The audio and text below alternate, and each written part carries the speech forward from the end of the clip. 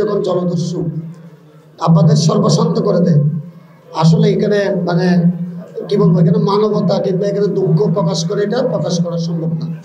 তো আমি জাস্ট কয়েকটা লাইন বলবো।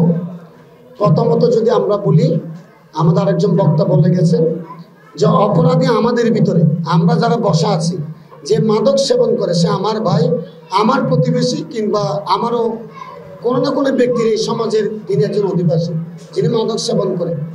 তাহলে পুলিশ কিংবা সরকার বা প্রশাসন কখনো আপনি তথ্য না দেওয়া পর্যন্ত, জনপ্রতিনিধি সহযোগিতা না করা পর্যন্ত কখনো এটা মূলোৎপাদন করা সম্ভব হবে না। তেমনিভাবে আমরা যদি কুতুবদিয়া উপজেলাকে নিয়ে চিন্তা করি, কুতুবদিয়া উপজেলার অস্তিত্ব বিলীন হবে যদি জেলেরা বিলীন হয়। কারণ এখানকার মূল চালিকা শক্তি আমাদের এই মৎস্যজীবী সম্প্রদায়। কারণ আমরা জানি পুরো দক্ষিণ চট্টগ্রামের আমিষের যোগানদারদের সামুদ্রিক মাছ আহরণের সিংহভাগ যায় এই কুতুবদিয়া, মহেশখালী, বাঁশখালীর মৎস্যজীবী জেলেদের ভাইদের পক্ষ থেকে। আপনাদের প্রত্যক্ষ পরোক্ষ শ্রমের মাথার ঘাম পায়ে ফেলে রক্তের বিনিময়ে যে আপনারা মাছ আহরণ করেন, সেটা দিয়ে বাংলাদেশের আমিষের চাহিদা মিটে, এটা অস্বীকার করার কোনো সুযোগ নাই। তো আজকে যে জলদস্যু, এটা সবচেয়ে আমাদের পুরো বাংলাদেশের, পুরো বিশ্বের একটি বার্নিং কোয়েশ্চেন।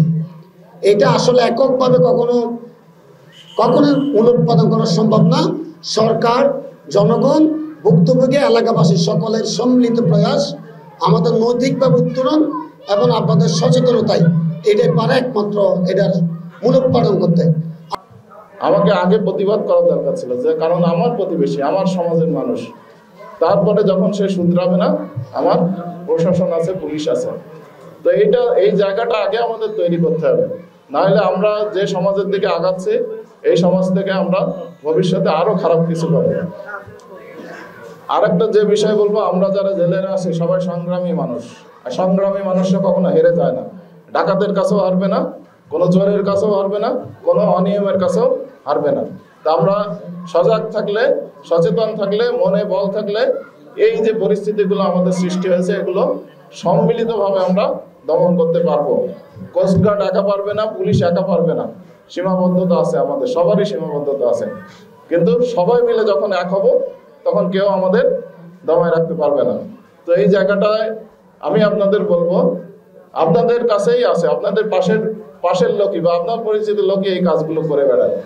আপনি জানেন, আপনি একটু সচেতন হন, আপনি একটু বোঝার চেষ্টা করেন, জানার চেষ্টা করেন, আপনি জানতে পারবেন, বুঝতে পারবেন, এবং আপনি সহ সামাজিকভাবে তাদেরকে প্রতিহত করেন, পাশাপাশি পুলিশ প্রশাসনের সহযোগিতা নেবেন। আমাদের কুতুবদিয়া মৎস্যজীবী তালিকা হচ্ছে 10,959 জন। ডাকাতের তালিকা কতজন হতে পারে? কতজন হতে পারে বলেন তো? ঢাকার কতজন হতে পারে? আপনারা তো অভিজ্ঞতা, আপনারা সারা বছরে কয় মাস সাগরে থাকেন? কয় মাস থাকেন সারা বছর?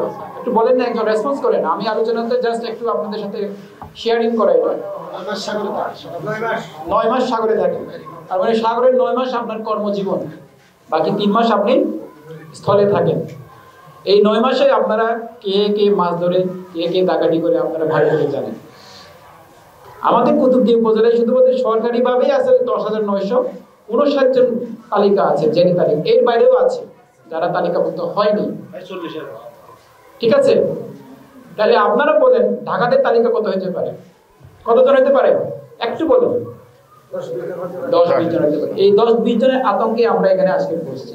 শুধু এখানে না, জেলা আইন শৃঙ্খলা মিটিং সভা থেকে শুরু করে যে কোনো জায়গায় এটা কিন্তু, যে কোনো ফোরামে কিন্তু এটা হট ইস্যু। এটা কিন্তু আমরা নিরুপায় হয়ে, যে আমাকে এখানে চেয়ারম্যান মহোদয় কমিটমেন্ট দিয়েছেন প্রত্যেক ইয়াতে জলদস্যুর সংখ্যা 10 জন কি 20 জন, বাট জেলার সংখ্যা কত?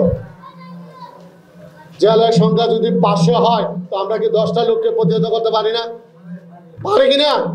তাহলে আমরা কি পারবো কিনা?